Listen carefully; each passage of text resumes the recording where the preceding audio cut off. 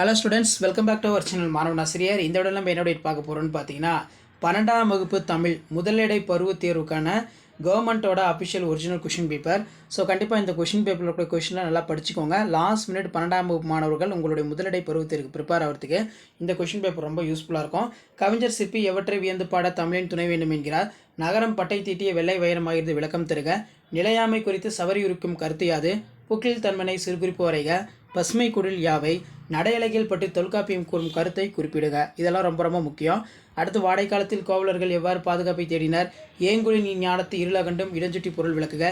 எவற்றையெல்லாம் விட நன்றி உயர்ந்தது குரல்வழி விளக்குக. பேரிடர் மேலாண்மை ஆணையம் விளக்குக. மழை வெள்ள பாதிப்பிலிருந்து காத்துக்கொள்ள முன்னெச்சரிக்கை நடவடிக்கை குறிப்பிடுக. பண்டைய விரிந்த குடும்பத்தின் தொடர்ச்சியை இன்றைய கூட்டு குடும்பம் விளக்கம் தருக. அடுத்து பார்த்தோன்னா 1x66 கவிதையின் நடையினை கட்டமைப்புக்கும் அழகியல் கூறுகளை எடுத்துக்காட்டுடன் விளக்குக. அடுத்து, பண்பின் படிவமாக படைக்கப்பட்ட ராமன் பிற உயிர்களிடம் கொண்டிருந்த உறவு நிலையினை பாடப்பகுதி வழி நிறுவுக. பொறுப்புணர்ச்சி இன்றி இருந்த ஊரை தன் பொறுப்புணர்ச்சியால் மாற்றிய மருதனின் பண்பு நடத்தை விவரிக்க. அடுத்து பார்த்தீங்கன்னா நமக்கு குகனோடு என தொடங்கும் பாடல் அது என முடியும் திருக்குறள். ஸோ இதில் இருக்கக்கூடிய வினாக்கள்லாம் நல்லா படிச்சுக்கோங்க.